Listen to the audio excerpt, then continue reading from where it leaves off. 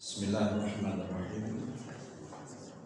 Assalamualaikum warahmatullahi wabarakatuh. Innal hamdalillah nahmaduhu wa nasta'inuhu wa nastaghfiruh wa na'udzu billahi min shururi anfusina wa min sayyiati a'malina. May yahdihillahu fala mudilla lahu wa may yudlil fala hadiya lahu. Asyhadu an la ilaha illallah iyyahu na'budu wa iyyahu nasta'in wa asyhadu anna Muhammadan abduhu wa rasuluhu al-mab'uts rahmatan lil alamin. Allahumma shalli wa sallim wa barik ala nabiyyina Muhammadin wa ala alihi wa ashabihi ajma'in. Amma ba'd. Ayyuhal hadirun al-kiram, jamaah salat subuh a'azzakumullah.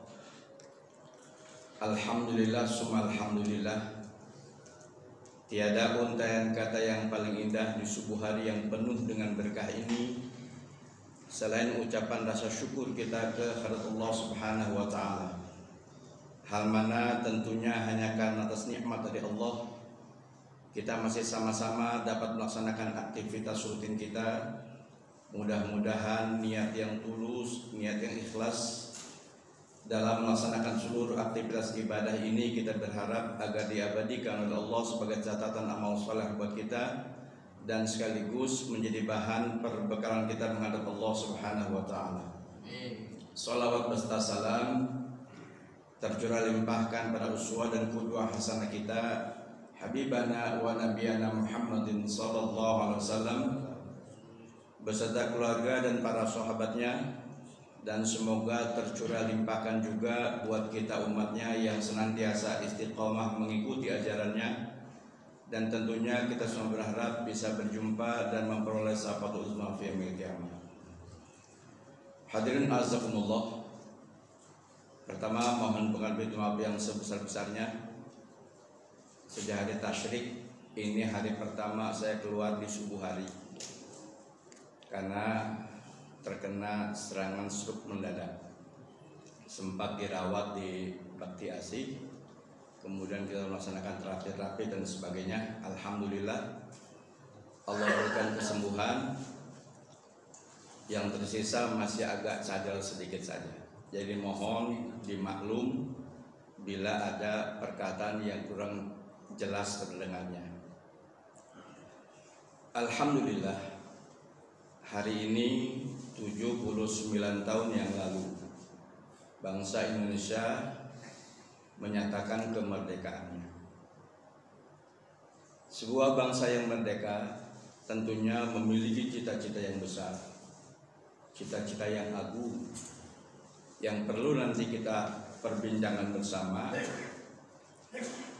Apakah setelah 79 tahun berjalan kita sudah sampai kepada apa yang menjadi cita-cita kehidupan berbangsa dan bernegara? Dalam muqaddimah Undang-Undang Dasar 45, arah perjalanan bangsa kita ini sangat jelas. Cita-cita kemerdekaan kita ini sangat jelas. Yang pertama, melindungi segenap bangsa Indonesia dan seluruh tumpah darah Indonesia, memajukan kesejahteraan umum, mencerdaskan kehidupan bangsa, dan ikut melaksanakan ketertiban dunia berdasarkan perdamaian abadi dan keadilan sosial. Setelah 79 tahun berjalan, apakah kita sudah sampai kepada apa yang menjadi cita-cita kehidupan berbangsa dan bernegara kita? Kalau belum tercapai, tentu kita harus melihat, mengevaluasi faktor-faktor penyebab apa saja yang menyebabkan kita belum juga sampai kepada tujuan tersebut. Kalau sudah sampai, mari sama-sama kita pertahankan dan kita pelihara, sehingga cita-cita luhur ini bukan hanya dirasakan oleh kita, tapi juga dirasakan oleh anak-anak keturunan kita. Hadirin azakumullah. Allah Subhanahu wa taala berfirman di dalam surah Al-Balad ayat keempat, laqad khalaqnal insana fi kabad. Sungguh kami telah menciptakan manusia fi kabad, dalam kondisi susah payah. Dalam surah Al-Ma'arij surah ke-70 ayat 19 Allah juga berfirman, laqad khalaqnal insana, sesungguhnya kami telah menciptakan manusia khuliqa halu'a, penuh dengan keluh kesah. Di ayat yang sudah sama-sama kita hafal surah Al-Asr Allah juga berfirman, innal insana lafi khusr, sesungguhnya manusia berada pada kerugian. Itulah sifat-sifat yang menyelimuti manusia. Manusia senantiasa berada pada kerugian, manusia senantiasa berada pada keluh kesah, manusia senantiasa berada pada susah payah. Walhasil bahwa semua manusia yang Allah ciptakan pasti punya masalah. Tidak ada satu manusia pun yang ada di muka bumi ini yang tidak punya masalah. Orang kaya punya masalah, orang miskin juga punya masalah, yang berkeluarga punya masalah, yang belum berkeluarga juga punya masalah. Kaum pria punya masalah, kaum wanita juga punya masalah. Dalam dunia ketentaraan, para komandan, para panglima punya masalah. Prajurit di bawahnya pun juga punya masalah. Orang yang hidup di kota punya masalah, yang hidup di desa pun punya masalah. Walhasil semua manusia pasti punya masalah. Karena semua manusia punya masalah, tentu kita berharap, tentu kita menginginkan bisa keluar dari semua masalah yang kita hadapi. Kita butuh solusi dari semua masalah. Termasuk di dalamnya adalah masalah kehidupan berbangsa dan bernegara yang kita alami belakangan ini. Begitu banyak masalah yang menyelimuti perjalanan bangsa kita. Di usia ke-79 ini bukan sedikit masalah yang kita hadapi, sangat banyak. Sehingga kita butuh masalah dari semua yang masalah-masalah kita hadapi. Maka Allah Subhanahu wa ta'ala menurunkan Rasulnya dengan membawa agama dengan tujuan menyelesaikan semua masalah-masalah yang dihadapi manusia. Allah utus ke dunia ini, Ibnu Hibban meriwayatkan, Allah utus ke dunia ini 124.000 nabi, 313 rasul, 25 nabi dan rasul yang wajib kita kenal dan yang wajib kita imani. Semua mereka diutus oleh Allah Subhanahu wa ta'ala ke muka bumi ini untuk menyelesaikan semua masalah yang dihadapi oleh manusia. Sehingganya hanya agama lah yang bisa menyelesaikan semua masalah yang dihadapi oleh level manusia manapun. Apabila kita ingin keluar dari semua masalah-masalah yang kita hadapi, namun kita berlari meninggalkan agama, kita tidak kembali kepada agama kita, maka bukan selesai masalah kita, akan datang masalah yang baru. Sehingga masalah demi masalah semakin banyak, semakin bertumpuk, semakin menindih, menyelimuti kehidupan kita. Maka Allah Subhanahu wa ta'ala berfirman, firman-Nya ini dibacakan oleh Rasulullah SAW, disampaikan kepada umatnya, sampai juga ayat ini kepada kita. Dalam surah At-Talaq, surat ke-65, di ujung ayat kedua dan di awal ayat pertama, Allah Subhanahu wa ta'ala berfirman, wa may yattaqillaha yaj'al lahu makhraja wa yarzuqhu min haitsu la yahtasib. Allah Subhanahu wa ta'ala berfirman, wa may yattaqillaha yaj'al lahu makhraja, barang siapa yang bertakwa kepada Allah, yaj'al lahu makhraja, Allah akan memberikan jalan keluar bagi semua masalah yang dihadapinya. Wa yarzuquhu min haitsu la yahtasib, dan Allah akan memberikan rezeki dari arah yang tidak disangka-sangka.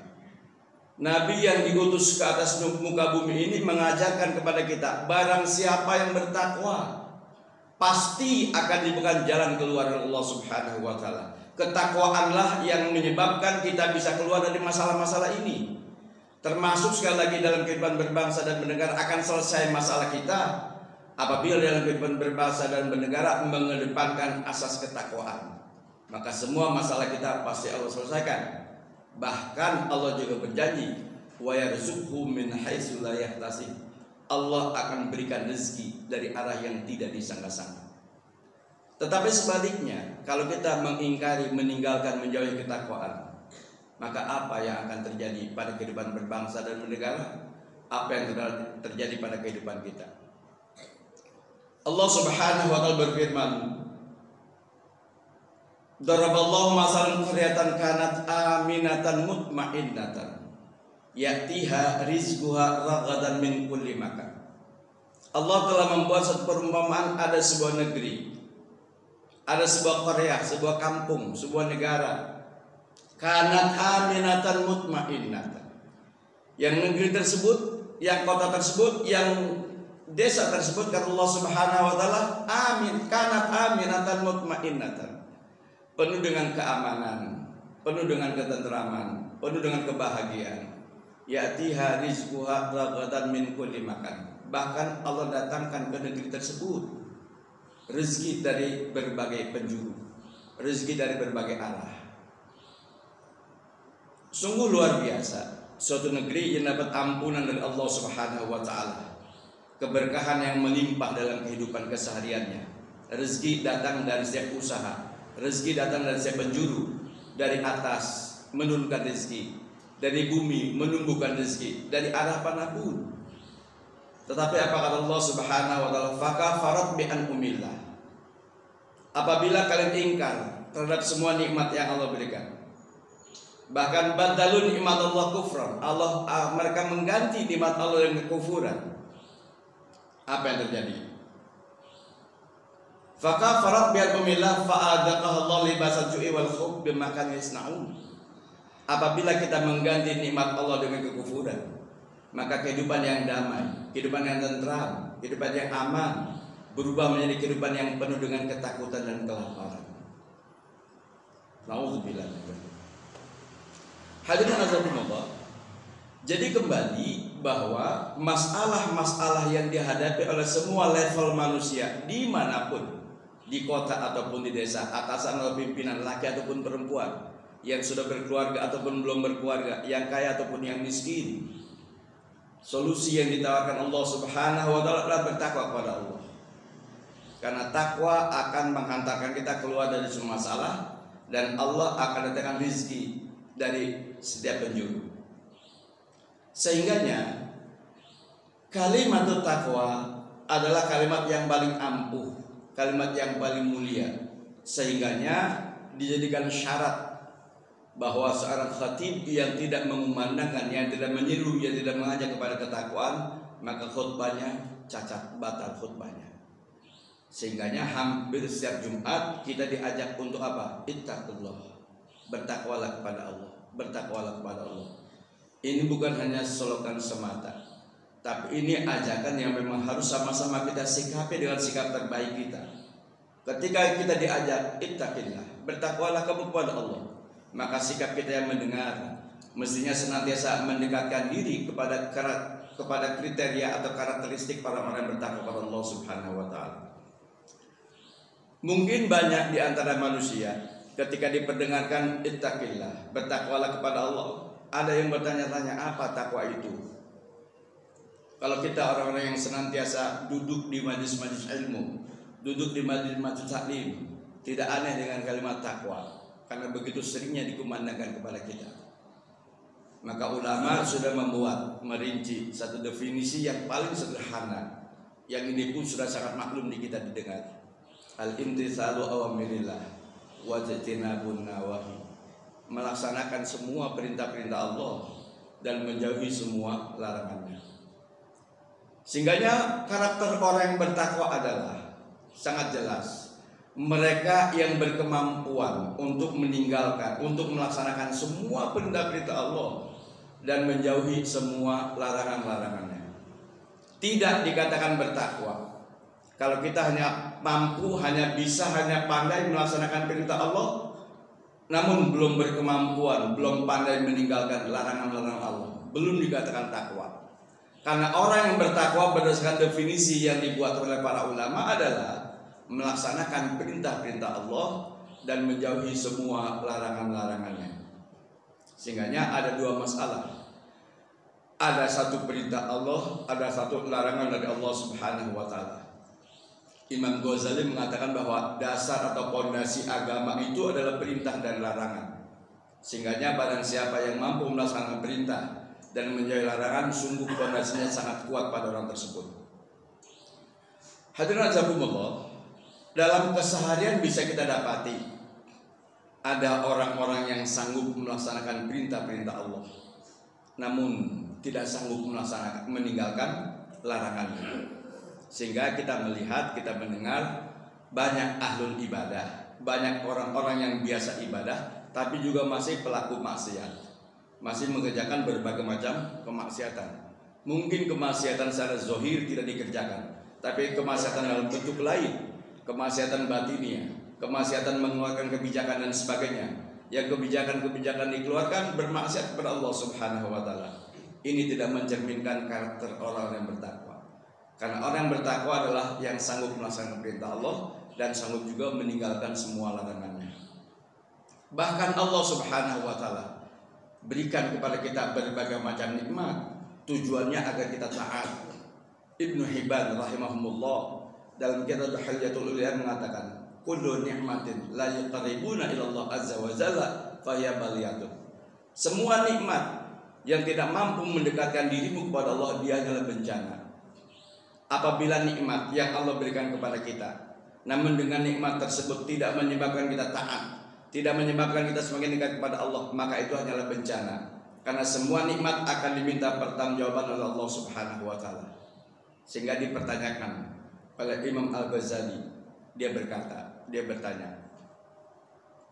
mana yang lebih mudah atau mana yang lebih ringan, melaksanakan perintah atau meninggalkan larangan? Mana yang lebih berat antara melaksanakan perintah atau meninggalkan larangan Allah? Ternyata Imam Ghazali berpendapat bahwa meninggalkan larangan Allah jauh lebih berat ketimbang melaksanakan perintah-perintah Allah. Melaksanakan perintah Allah disesuaikan dengan kemampuan kita, tetapi meninggalkan larangan Allah semua harus kita tinggalkan.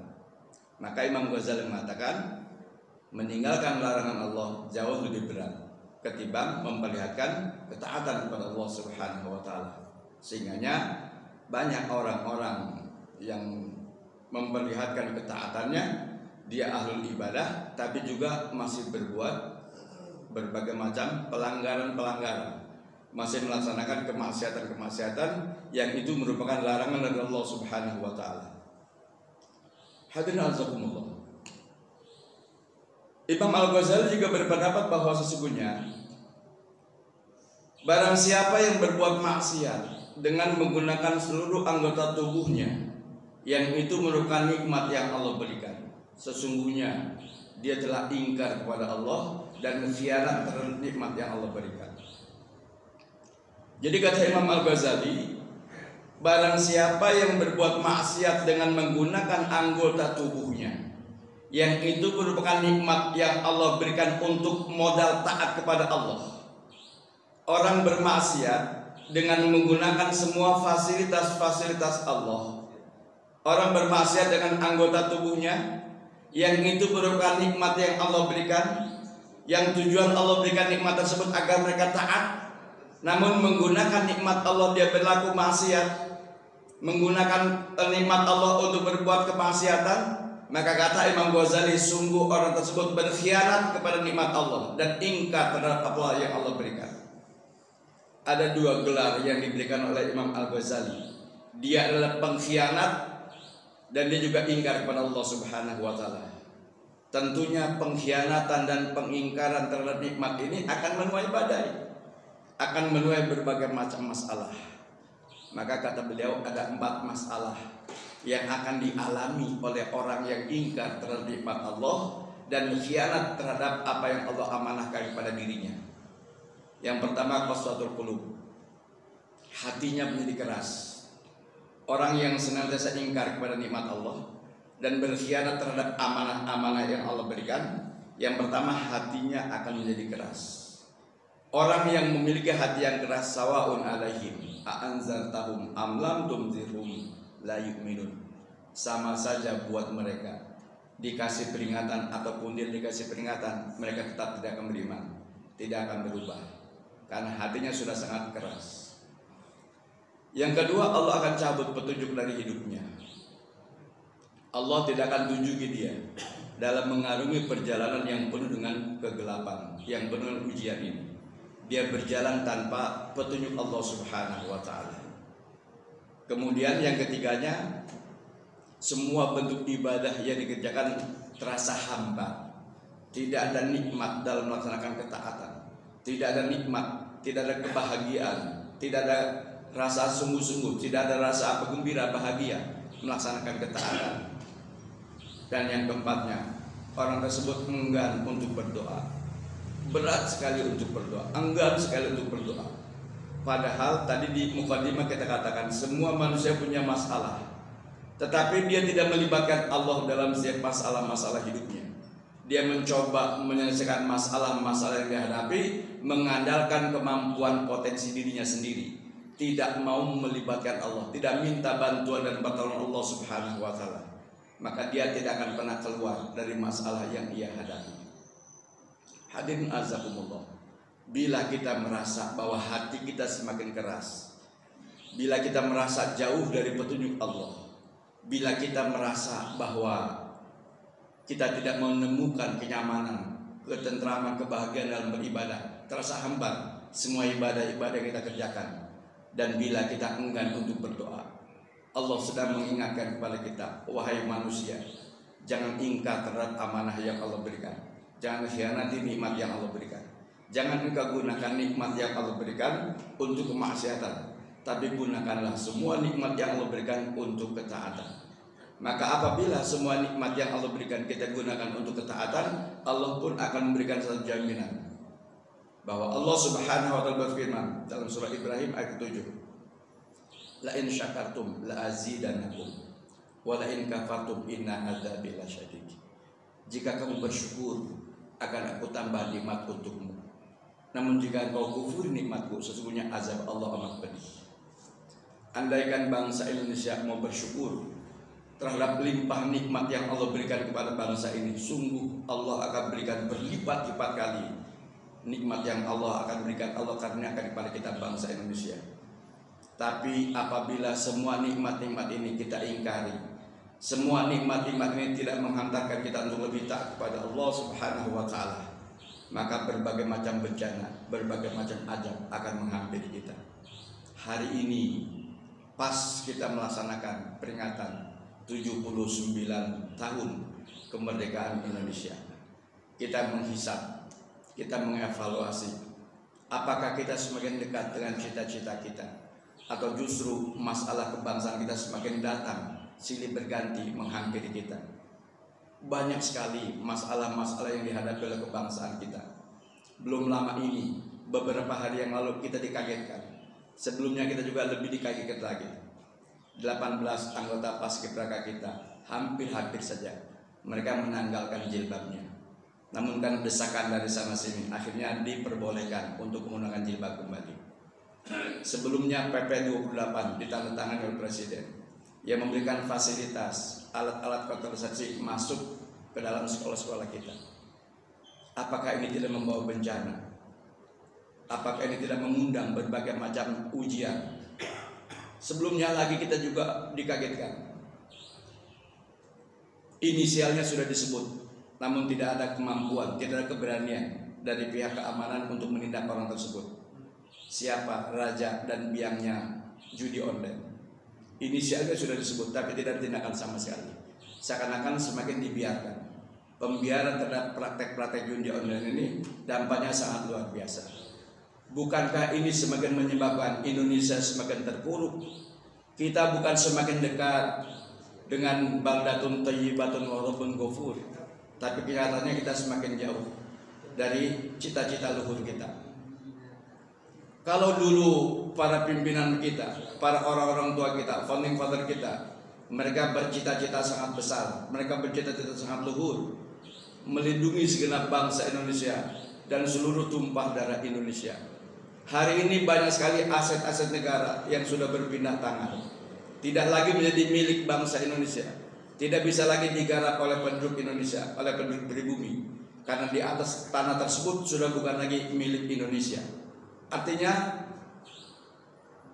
nampaknya ada kegagalan penyelenggara negara dalam upaya melindungi segenap bangsa Indonesia dan seluruh tumpah darah Indonesia. Kita juga kerap mendengar bagaimana nasib yang dialami oleh saudara-saudara kita ketika mereka mencari nafkah di luar negeri, menjadi tenaga kerja, TKA dan sebagainya. Apa yang mereka alami?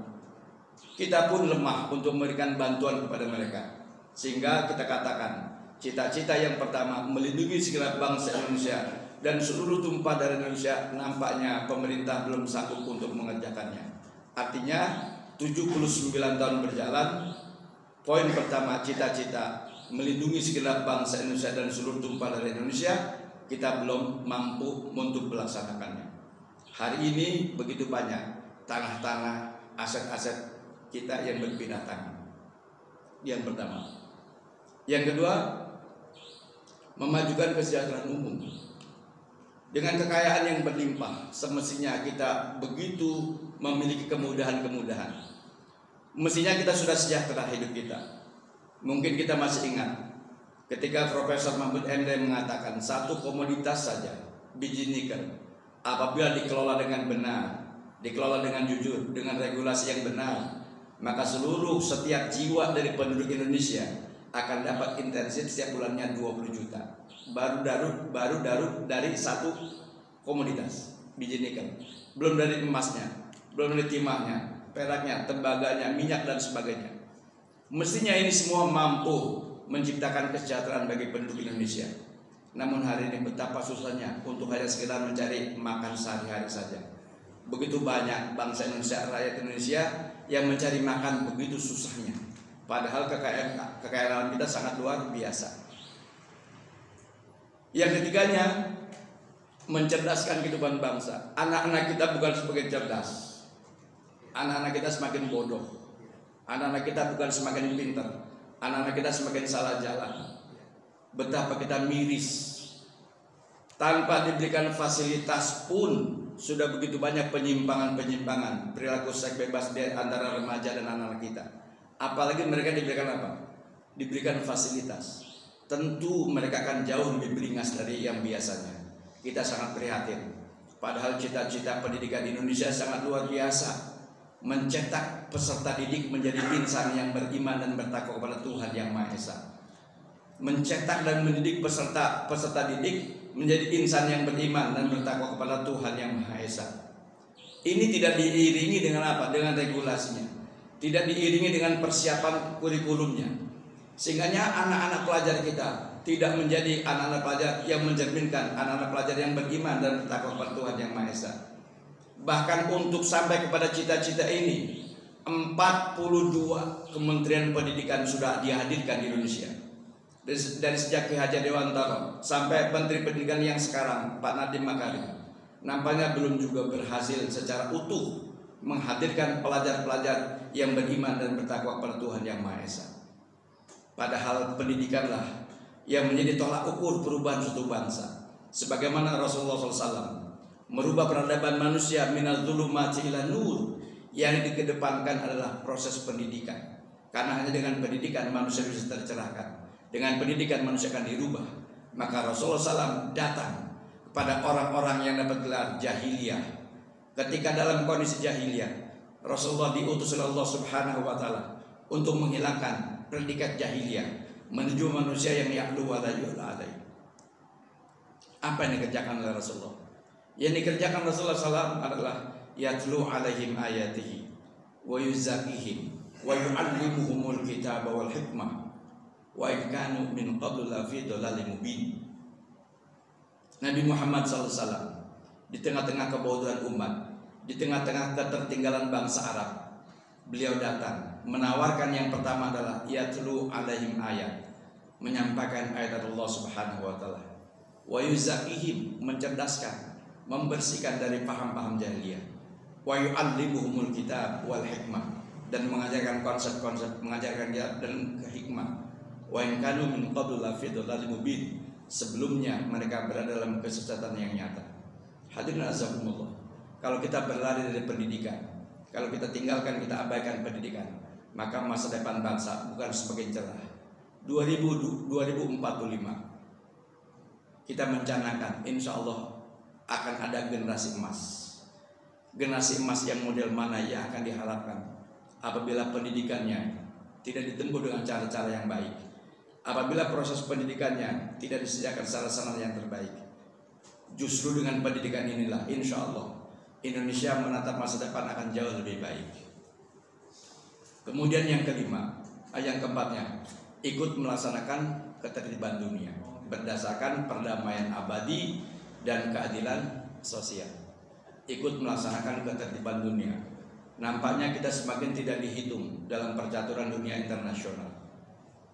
Kita sering ditinggalkan, tidak terhitung kita dalam percaturan dunia internasional. Kenapa? Karena begitu banyak masalah-masalah yang dihadapi oleh kehidupan berbangsa dan bernegara. Presidensinya jauh di sana, tapi mereka berkomentar tentang adanya larangan adanya larangan putri-putri kita berjilbab dalam paskibra.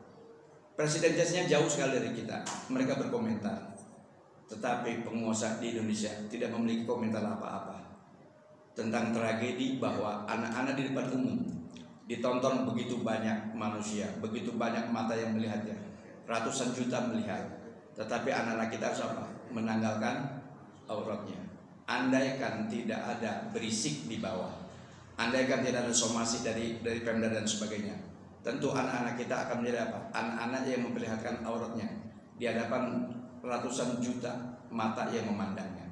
Alhamdulillah bisa terselamatkan. Itu semua karena proaktifnya dari masyarakat yang senantiasa mengingatkan.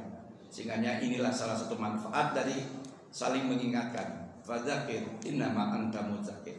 Ingatkanlah bahwa ini kamu bertugas untuk saling mengingatkan. Setelah diingatkan maka dicabut kebijakan tersebut dan akhirnya anak-anak kita diperbolehkan kembali untuk pakai busana muslim dalam perhelatan paskibraka. Hadirin azakumullah. Sekali lagi mari sama-sama kita mengevaluasi perjalanan yang sudah cukup panjang, 79 tahun kemerdekaan Indonesia. Nampaknya sudah tidak elok lagi, sudah tidak pas lagi kondisinya. Kalau kita berhura-hura hanya dengan panjat pinang, tari tambang, balap karung dan sebagainya, apa kira-kira para pahlawan kita bahagia kalau cara kita memperingati kemerdekaan dengan cara seperti ini?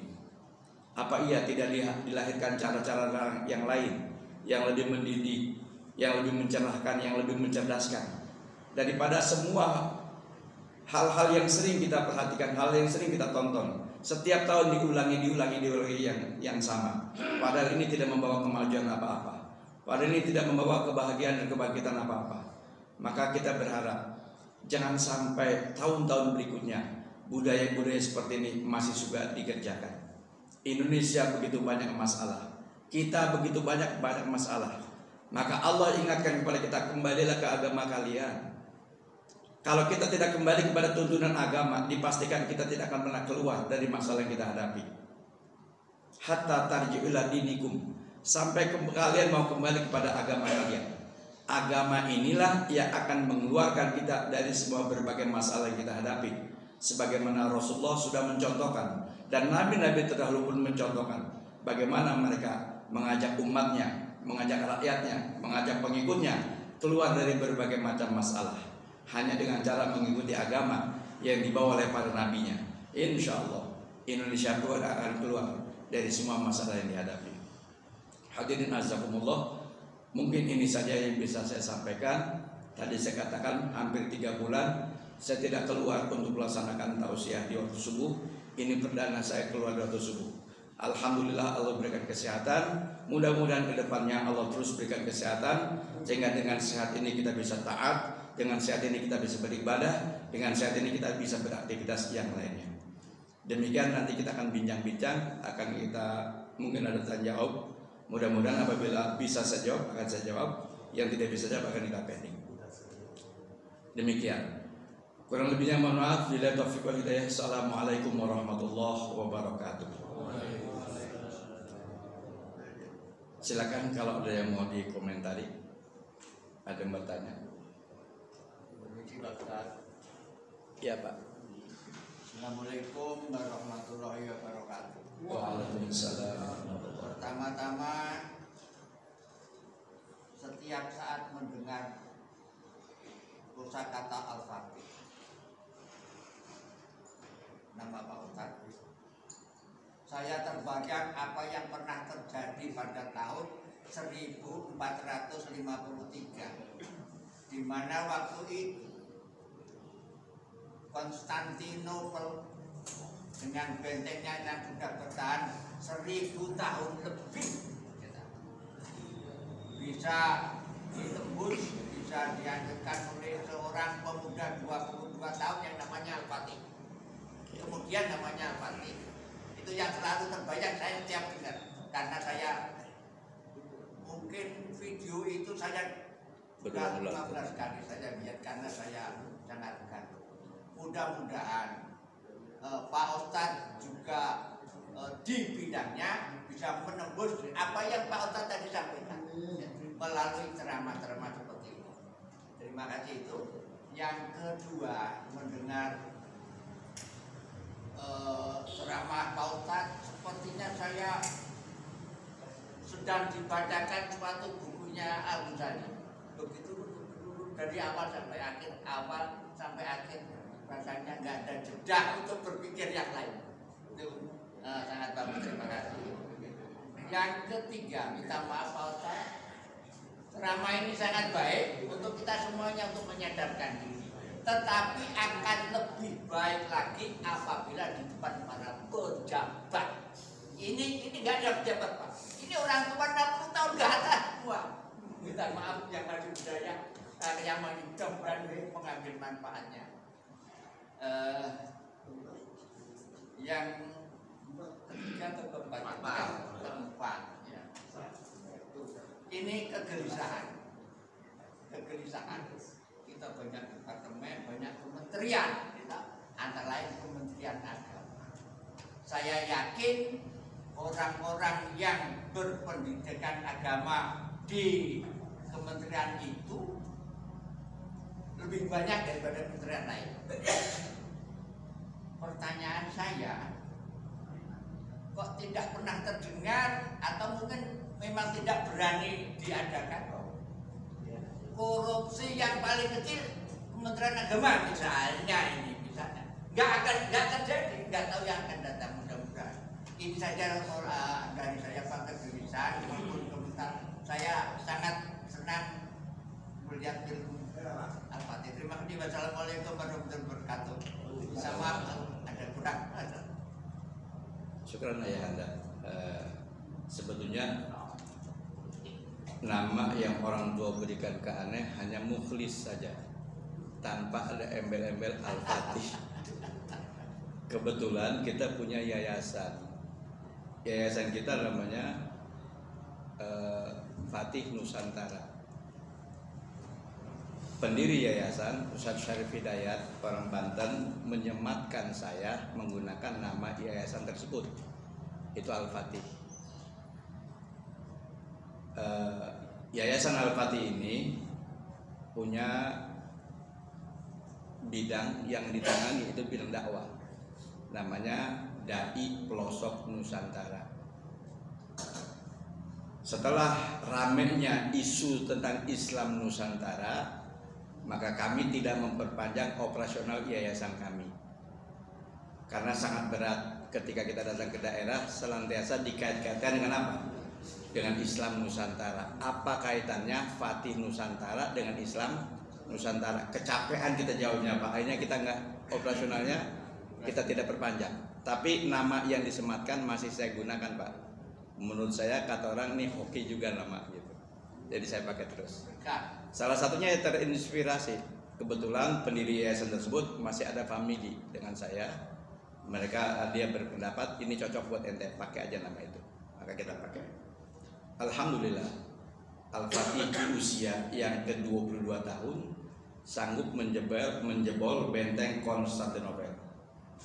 Dan memang kalau kita perhatikan, 4 sahabat Rasulullah, bahkan 10 orang yang dijamin masuk surga oleh Rasulullah SAW, 10 orang yang dijamin masuk oleh Rasulullah SAW, Sebagian besar mereka usianya di bawah 20 tahun. Yang paling tua itu Abu Bakar 37 tahun. Kemudian Utsman 32 tahun.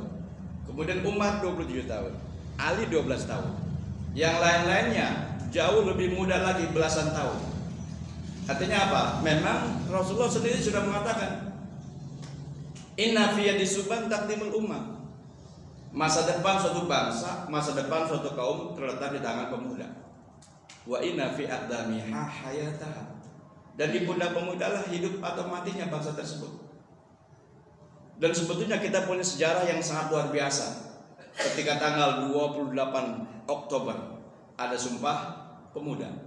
Mungkin bangsa-bangsa lain tidak memiliki sejarah ini, di mana pemudanya pada bangkit. Tapi kita memiliki satu sejarah yang luar biasa. Adanya apa? Kongres Pemuda, Sumpah Pemuda 28 Oktober yang selalu kita peringati. Mestinya ini juga menjadi tahun sejarah. Tapi sangat disayangkan, kemarin hasil pemilu kita ada sosok pemuda yang disodorkan ke tengah-tengah kita. Kira-kira kalau dibandingkan dengan Al-Fatih itu jauh apa dekat itu, Pak? Sosok pemuda yang disodorkan ke kita. Ya. Cuma mungkin apa karena tidak ada lagi, atau kita asal ambil, asal pilih, asal dicalonkan saja. Itulah qadarullah yang sudah terjadi. Maka mudah-mudahan pemuda yang dititipkan ke Indonesia ya mampu berjuang sesuai dengan kapasitas yang dia milikinya. Jadi sekali lagi ayahanda makasih. Sebetulnya nama saya hanya Mukhlis saja. Al-Fatih itu tambahan dari sebuah yayasan. Iya. Nah, komentar yang lainnya alhamdulillah ini memotivasi saya untuk terus. Tadi dia harapkan kita bisa menembus sampai kepada pejabat dan sebagainya. Maka mudah-mudahan ada di antara kita yang berkemampuan, berkesempatan juga untuk menyampaikan berita-berita ini sampai kepada telinga-telinga pejabat kita. Kita memang miris dengan satu kementerian yang memang kita berharap kementerian ini mestinya menjadi corong sebagai agen perubahan di kita, tapi justru kementerian ini malah paling banyak masalahnya. Mungkin di antara sekian banyak kementerian, menteri inilah yang paling banyak masalahnya. Dari mulai sosok pribadinya yang selalu dipermasalahkan sampai kinerja kerjanya juga. Kemarin saja penyelenggaraan haji kan luar biasa. Yang bisa kita dengar positif dan negatifnya yang sampai terasa sampai sekarang. Bahkan akan ada angket untuk mempertanggungjawabkannya. Ini luar biasa kementerian kita ini. Itu ya ada. Makasih atas komentarnya. Cukup ya? Atau ada lagi? Alhamdulillahirrahmanirrahim. Hadirin jazakumullah, sekali lagi saya mohon maaf bila tidak maksimal dalam penyampaiannya. Ini hari perdana sejak tanggal 13 Zulhijjah. Saya terkena serangan stroke ringan itu tanggal 14-nya. Hari tasyrik terakhir tanggal 14-nya saya mulai terserang. Dalam kondisi yang sama, sedang tausiah di Masjid Sinekreo, di masjid di belakang Kelurahan Cipadu, Masjid Nurul Islam. Baru setengah jam saya bicara, tiba-tiba sudah tidak keluar suara, kemudian sudah tertarik agak mencong dan sebagainya. Maka saya menyudahi taklim saya pulang langsung diterapi, langsung dirawat. Alhamdulillah karena cepat penanganannya dan begitu banyak jamaah-jamaah yang mendoakan, Allah kabul doa-doanya. Alhamdulillah Allah berikan secara fisik. Tadinya kaki dan tangan kiri ini nggak bisa diangkat, alhamdulillah sekarang sudah mulai bisa. Namun belum bisa bawa kendaraan sendiri, masih bisa dibonceng insya Allah. Dan hari ini kami bersama dengan teman-teman dari ormas pejabat yang biasa datang ke sini, kami didampingi dengan teman-teman ormas pejabat. Ini hari kelima kami memperingati kemerdekaan Republik Indonesia. Kami selalu ambil tempat di makam Bung Hatta. Dalam random acara Pak Anies akan datang, tapi saya tidak tahu apakah jadi atau tidak. Jadi kami secara nasional, karena ormas pejabat ini tingkatnya nasional, kami menyelenggarakannya dan sudah hampir 5 kali. Kami selalu menyelenggarakannya di Taman Makam Bung Hatta di Tanah Kusir. Yang mau berpartisipasi ke sana ya boleh, silakan. Atau di lingkungan masing-masing atau di kantor masing-masing dipersilakan. Yang penting kita berharap ini tahun terakhir kemelut yang ada di kita Sehingga mudah-mudahan tahun ini kita sudah mengadakan perubahan. Ke depan itu kita menatap Indonesia yang jauh lebih baik lagi.